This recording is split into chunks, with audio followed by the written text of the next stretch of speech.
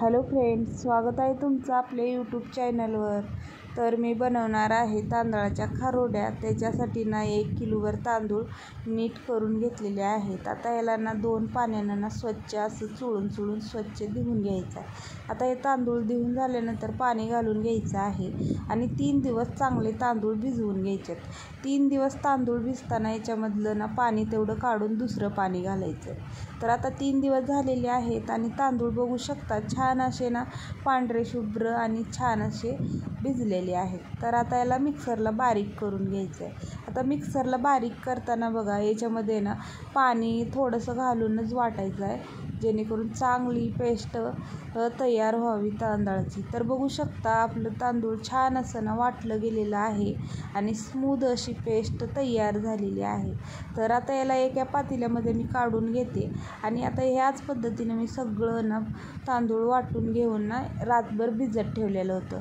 तर आता बघा हे तांदळामध्ये जे पाणी होतं ते पूर्णपणे पाणी वरली थांबलेलं आहे आणि खाली पूर्ण तांदळाचं जे पीठ असतं ते खाली जाऊन बसलेलं आहे। आता काय केलं आहे, हे तांदळाचं चीक जे निघालेलं आहे तर याला एका पातेल्यामध्ये काढून घेणार आहे।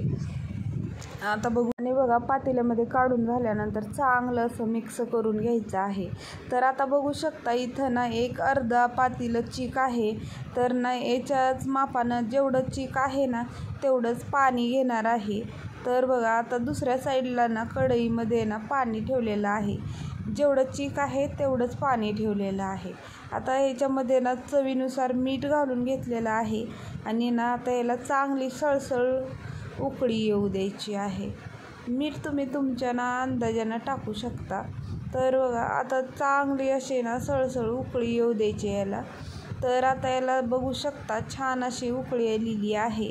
तर आता मी याला चांगलं असं मिक्स करून घेणार आहे। तुम्ही याला रवीनं हे घोटून घेऊ शकता। तर बघा आता छान असं एका हातानं ओतत राहायचं चीक आणि दुसऱ्या हातानं ह्याला असं घोटून घ्यायचं आहे। तर ह्याला हलवायचं बंद केल्यावर गुठळ्या होतात, त्याच्यामुळं सारखं असं हलवत राहायचं आहे। आता हे हलवून छान असं मिक्स करून झालेलं आहे। तर आता याच्यामध्ये एखादी गुठळी हे असेल तर असं याला मी पळीच्या साह्यानं असं घोटून घेणार आहे। तर आता बघू शकता चांगलं असं मिक्स झालेलं आहे आणि याच्यामध्ये एकही गुठळी राहिलेली नाही। आता हे छान मिक्स करून झालेलं आहे। तर आता बघा याला मीडियम गॅसवर 20 मिनिट ताट झाकून चांगलं याला शिजवून घ्यायचं आहे। तर गॅस मीडियमच ठेवायचा आहे आणि चांगलं शिजवून घ्यायचं आहे। तर आता हे शिजलेलं आहे आणि याला खारोड्याची प्लेट घालून घेतलेली आहे शेवग्यामध्ये आणि ह्याच्यामध्ये हे जे पीठ शिजवून घेतलेलं होतं तांदळाचं ते भरून घेतलेलं आहे। आता हे पीठ भरतानाच माझा व्हिडिओ डिलीट झालेला आहे माझ्याकडून, त्याच्यामुळं मी तुम्हाला दाखवू शकली नाही।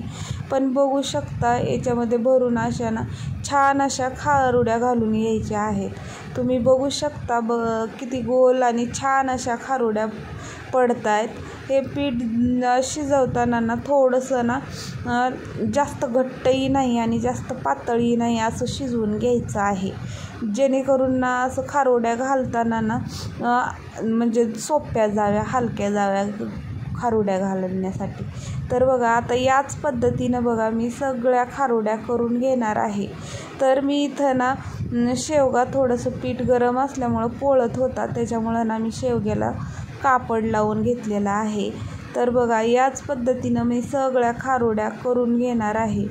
तर बघू शकता किती गोल अशा खारोड्या झालेल्या आहेत। तुम्ही याला खारोड्या म्हणू शकता किंवा तांदळाची चकली म्हणू शकता। खूप छान आणि सोपी रेसिपी आहे। तर बघा याच पद्धतीनं मी सगळ्या खारोड्या घालून घेतलेल्या आहेत। आता या खारोड्या तुम्ही फॅन खाली वाळवून घेऊ शकता आणि कडक उन्हामध्ये 1 ते 1.5 दिवसामध्ये चांगल्या अशा वाळल्या जातात।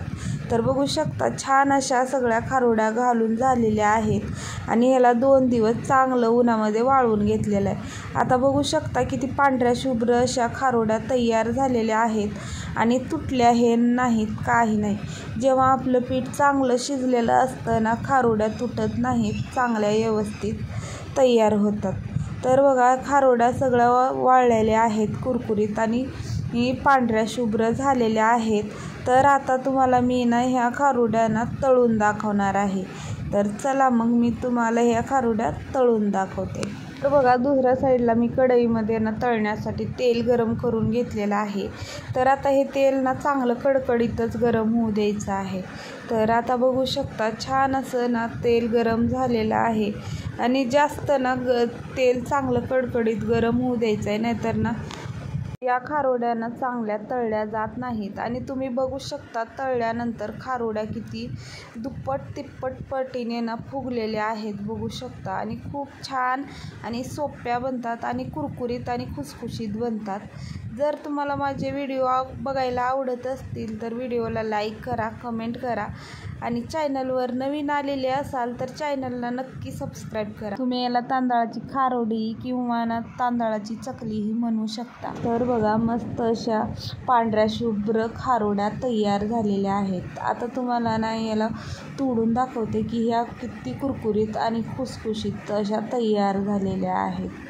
तर तुम्ही आवाजावर ओळखू शकता किती कुरकुरीत आणि खुसखुशीत झाल्या आहेत. तर या खारोड्या जास्त काय तेलकट पण होत नाहीत, काही नाही. अगदी सोपी रेसिपी आहे.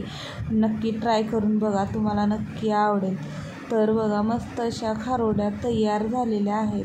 तुम्हाला माझ्या रेसिपी आवडत असतील तर नक्की लाईक करा आणि कमेंट करून नक्की सांगा की रेसिपी कशी वाटली.